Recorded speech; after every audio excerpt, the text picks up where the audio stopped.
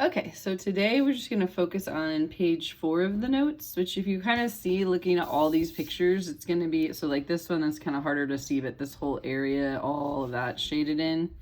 And so it's just going to be one shape minus another. Okay, so, but obviously they're a little more complicated. There is a typo right away on B here. So instead of this being 3 meters right here, instead of it being 6, this needs to be 3.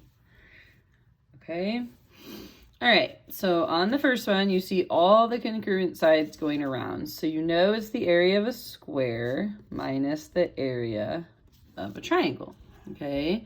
So obviously area of a square, if we know the sides, is just going to be s squared, which we do. And then the triangle, sometimes we can do 1/2 base times height, which you technically, I think, would be able to figure out the height on this one just because this is equilateral. But since we're in the regular polygon unit, I'm just going to go ahead and work with that. So I'm going to do the 1/2 apothem times perimeter for that. So for the side of the square is 6. So we have 6 squared minus 1/2. We don't know the apothem of our triangle, but we do know the sides. So we have 3 sides in every triangle, and we know that there's 6 units as well.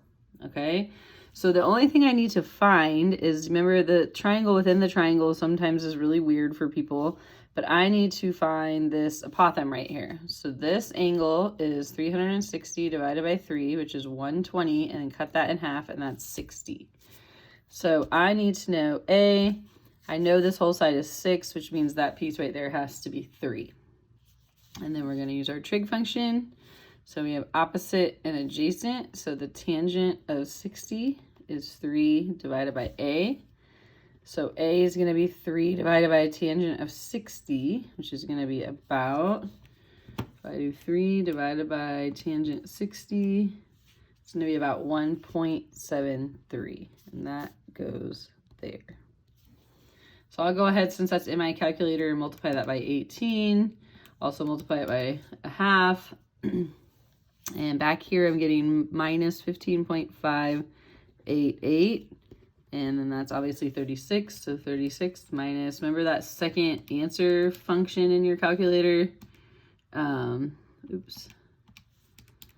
It's going to be about 20.4 units squared. That's that one. Okay, our second one, counting the sides, we have 1, 2, 3, 4, 5, 6. So this is a hexagon, so it's going to be hexagon, take out triangle. All right, and so we have 1/2 apothem times perimeter minus 1/2 apothem times perimeter of the triangle. So if you notice in the hexagon, they have given us the side. So for the hexagon, all I'm going to have to do is find my apothem. My perimeter is going to be 6 times 6. So that part's simple. In the triangle, they've given me the apothem, which is 3, but I don't know the side length. But I know it's going to be 3 times whatever the side length is. So for the hexagon, I need to find the apothem. So I'm going to draw my triangle for my hexagon. I know that's 6. This is my unknown. 360 divided by 6 is 60, and then cut in half is 30. So marking my angle, the whole side 6, so that means this piece is 3. Again, this is opposite and adjacent, so the tangent of 30 is going to be 3 over a.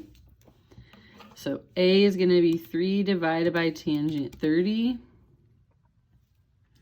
which is 5.196. So a is about 5.196. That's going to go right there for my hexagon. Okay, now I'm going to pull out my triangle from within my triangle. What do I know about this one? I know the apothem is 3. I need S star so that I can then get S. So since this is a triangle, this is 360 divided by 3, which is 120 for central angle, divided by 2, that's 60. Okay, again, this is opposite, that's adjacent, so the tangent of 60 is S star divided by 3. So S star would be 3 times the tangent of 60, which is S star is 5.196, but then you'd have to times that by 2. So the whole side is 10.392. 10.392. All right, so I'm going to crank this one out first in the back since that 10.392 is in my calculator. I'm going to times that by 3, times it by 3 again, and then times it by a half, and I'm getting 46.765. And then in the front there, I'm going to do 36 times 5.196 times 0.5, and I'm getting 93.528. So I'll take off the 46.765, and I get 46 point, we'll say 8 units squared.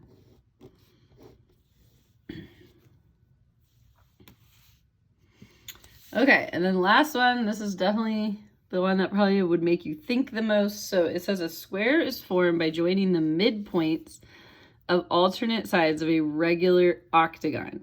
A side of the octagon is 10 inches. Find the shaded area. So we know we have octagon, take away square. So that's going to be 1/2 apothem perimeter, take away side squared. Okay. So we don't know the apothem, but we know this is an octagon, and we know its side lengths are 10, so I can find my perimeter. And I don't know the length of the side of my square yet either. Okay, so let's start with the octagon, and let's find the apothem. So this is my octagon. I know my side is 10. I need to find my apothem. This is 360 divided by 8, which is 45. And then when you cut that in half, you get 22.5 right here. Oops, sorry. So you need to cut the 10 in half to get a 5 here. And then we know that the tangent of 22.5 is equal to 5 over A. So A is going to be 5 divided by tangent of 22.5. So it's going to be 12.07. So that is my apothem.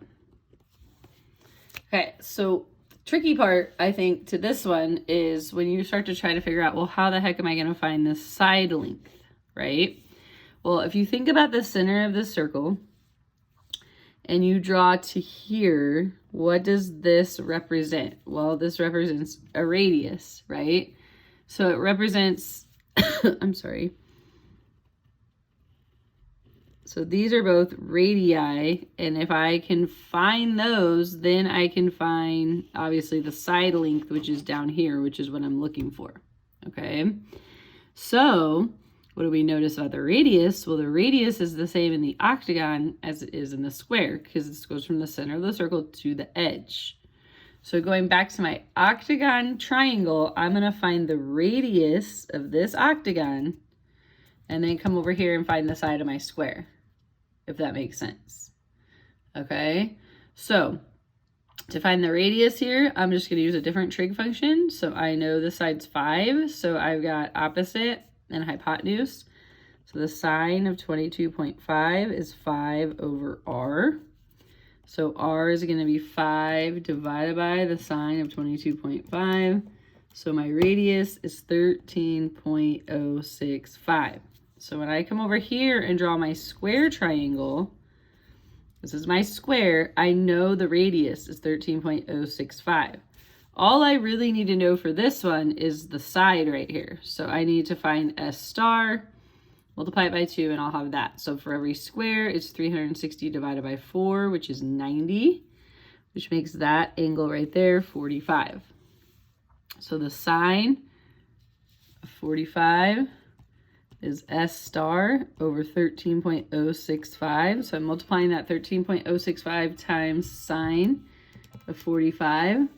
I'm getting S star to be about 9.238. I'm going to multiply that by 2 to get a side length of about 18.478. So this is 18.478. I'm going to go ahead and square that, which gives me 341 0.42, and then in the front I had 0.5 times 12.07 times 80.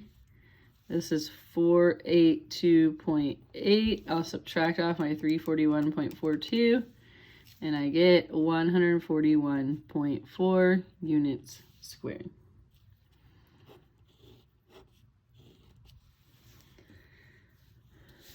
Okay, hope that helped. I will send your homework along with this. You guys, I think, are doing a great job. I wanted to spend 3 days on this section just to make sure that you have really good understanding.